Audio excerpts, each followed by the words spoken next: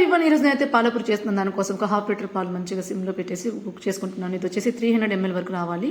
ఇక్కడైతే మిక్సీ జార్లో ఒక 200 grams షుగర్, తర్వాత కొన్ని కొబ్బరి ముక్కలు, కాజు అండ్ బాదం యాడ్ చేసుకొని మిక్సీ పెట్టేస్తున్నాను. తర్వాత కొద్దిగా పాలు యాడ్ చేసుకొని మళ్ళీ గ్రైండ్ చేస్తున్నాను. ఇప్పుడు ఈ మిశ్రమాన్ని మనం బాయిల్ అవుతున్న పాలలోకి యాడ్ చేసుకొని ఒక 10 minutes వరకు సిమ్లో పెట్టి కుక్ చేసుకోవాలన్నమాట.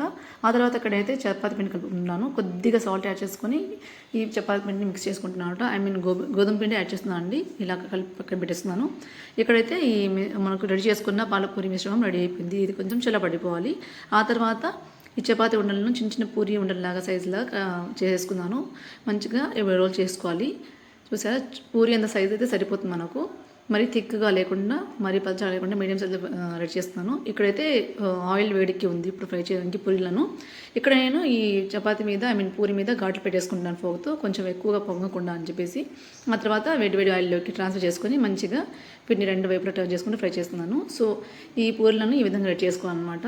ఎక్కువ పొంగితే మనకు ఆయిల్ ఎక్కువ పీల్చేసుకుంటుంది అండ్ సేమ్ టైం టేస్ట్ ఉండదని చెప్పేసి. తర్వాత వీటిని అన్నిటినీ ఈ పూలన్నీ ఈ పాల మనం చేసాం కదా ఆ పాల మిశ్రమంలోకి యాడ్ చేసుకుంటున్నాను అనమాట. ఇది వచ్చేసి పాలపూరి అనమాట. నేను వన్ ఆఫ్ మై ఫ్రెండ్ ఇంట్లో తిన్నానండి. చాలా టేస్టీగా అనిపించింది. సేమ్ టైం చాలా సాఫ్ట్గా జ్యూసీగా ఉంది. తప్పకుండా ట్రై చేయండి. నాకైతే ఇక్కడ స్వీట్ క్రేవింగ్ స్టార్ట్ అయ్యాయి, అందుకు ఇది చేసేసి తిన్నాను అనమాట. చాలా టేస్ట్గా ఉంది. తప్పకుండా ట్రై చేయండి. అట్ ద సేమ్ టైం మా వీడియో మీకు నచ్చితే like, share, comment and subscribe చేసుకోండి. Thanks for watching.